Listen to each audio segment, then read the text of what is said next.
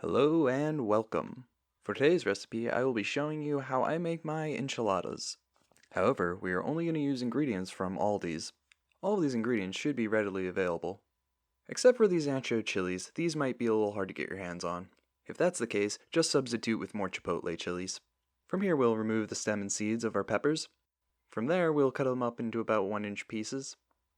And then we'll rinse and repeat with the remaining peppers.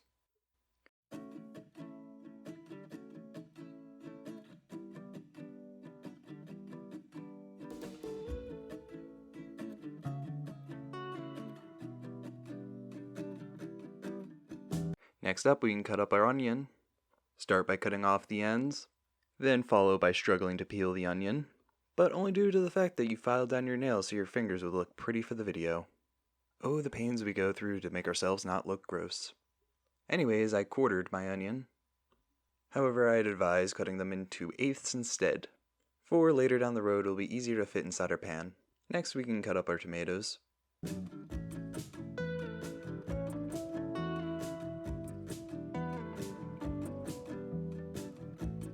As you can see, I cut my tomatoes in half.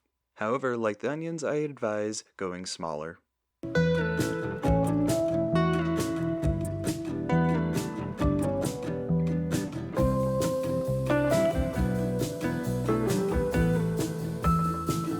Next up, we prep our garlic. For this, we can just give the garlic a little loving squeeze with the side of our blade, which should loosen up the peel and make it easy to peel. From here, we can move over to our stovetop.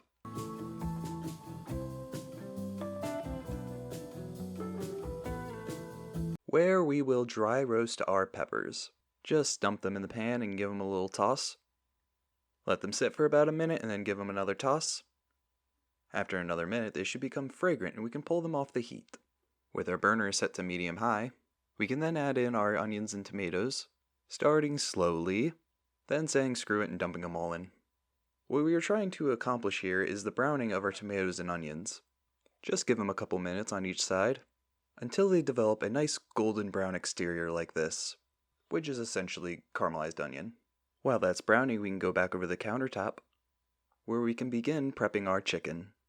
Here we are using a single 1-pound chicken breast, which I ultimately decided had just a little bit too much fat on it for me. So, just watch me struggle for a little bit.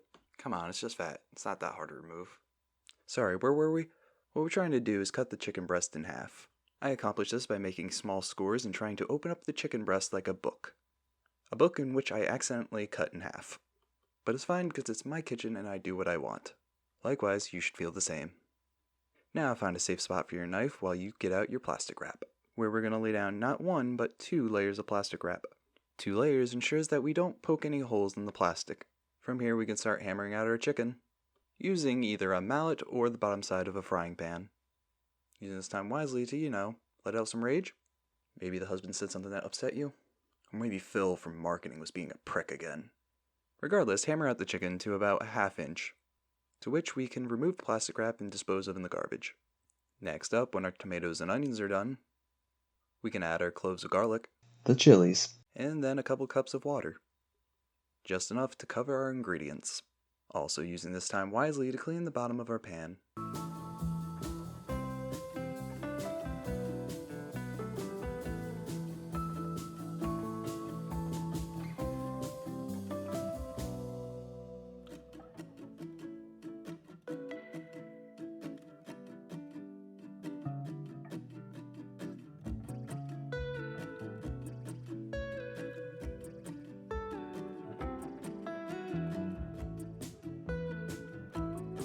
From here we can add some of our chipotles. Warning, they are spicy. For reference, I added about 2. Next up we can add our oregano. We can then cover it while we wait for it to begin simmering.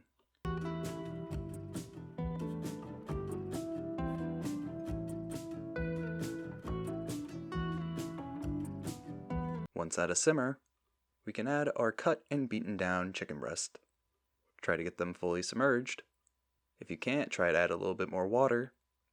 But if you're like me and left your tomatoes and onions too large, they'll be okay if they stick out a little bit. This will just result in slightly longer cooking time. Bring the mixture back to a simmer, then cover and reduce to low heat, where it will sit for about 20 to 25 minutes. While that cooks, we can begin prepping our fillings. I used jalapenos, of which I cut way too many of. If you're cooking for a crowd who cannot handle spice, you can always substitute green bell pepper, or any other filling of your choice. You are your own chef. However, if you use jalapenos like I did, you will get a spice level of approximately hot buffalo wings. Back to the actual prepping, you can cut off all the tops. Then follow that up by cutting them all in half. Then picking out all of the interior. Remembering with the second one to show the camera. Then slice them up into thin strips and rinse and repeat with the rest.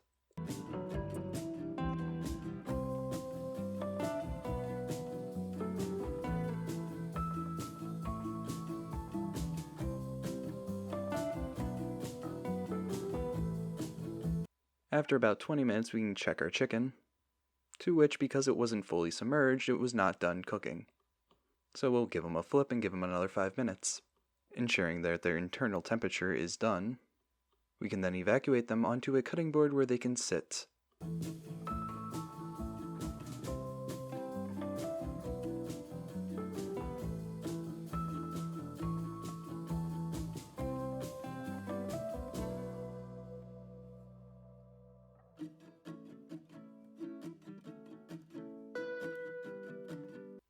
Back on the countertop, we can begin making our enchilada sauce. Start by picking out all the solids, and then adding just enough fluids to cover.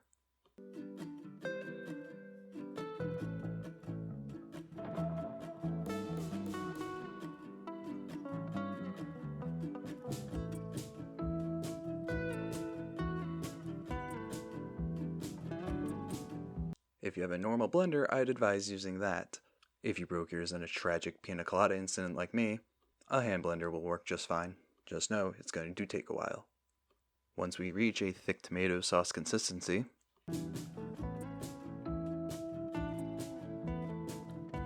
we can begin adding our other ingredients.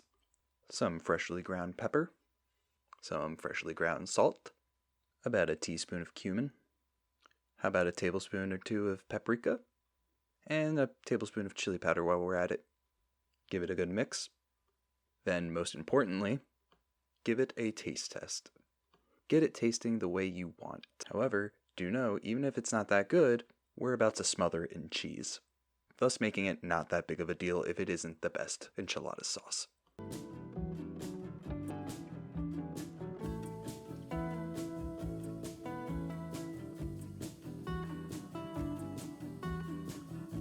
Now time to shred our chicken, which I do by cutting up first into thin strips, then crumbling them between my fingertips. Again, finding a safe spot for our knife, then don't forget to try some for yourself. You've been working hard, you deserve it.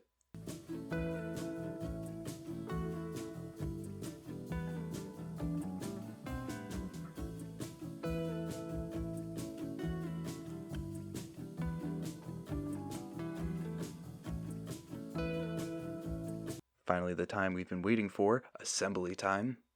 Start by dipping one of your tortillas into your enchilada sauce. Then remember you want to pour enchilada sauce in the bottom of your baking dish in order to prevent stickage. Give it a good shaking to spread it evenly. Begin with some chicken, jalapenos, and some delicious cheese, which we had crumbled from the wheel in order to make it easier for assembly. Maybe stuff it a little bit more if we want. Remembering on the second one to show how to fold. Start by folding your sides in triangularly, then folding the top up and over, then with a rolling and tucking motion, roll the enchilada up. Then just rinse and repeat, jamming out to whatever tunes you're listening to. Once we have finished the wrapping process, we can sprinkle on any extra toppings we had left over. I highly advise preheating your salsa, for it is very dense and will take a very long time to heat up in the oven. Then take it and try to spread it evenly across your enchiladas. You can then pour on the remaining enchilada sauce. You can then sprinkle on about a cup or two of cheddar cheese. Maybe add some decorative jalapenos. Yeah, that looks artsy. We can then place this into a preheated 400-degree oven. While that bakes, we can mix some lime juice and sour cream. Start by rolling out your lime. In a small bowl, add some sour cream. Then squeeze in some lime juice. Then mix until drizzable. After about 15 to 20 minutes, we can remove our enchiladas from the oven. And now doesn't that look not that appetizing? Fret not, it is delicious. And to make an Instagram-worthy photo, we just need proper plating. Start by placing one enchilada on a small plate. Maybe dress it up with a couple thinly cut lime slices. Take the sour cream and lime mixture and give that enchilada a decorative W, because we're winning at this. Quickly remember we had a little bit of cilantro sitting in the fridge. And then there you have it. Okay, now I know it might not be the most delicious looking, but please do yourself a favor and try this dish. It is so much fun to make and very delicious to eat. After all, looks aren't everything, right? Thanks for watching.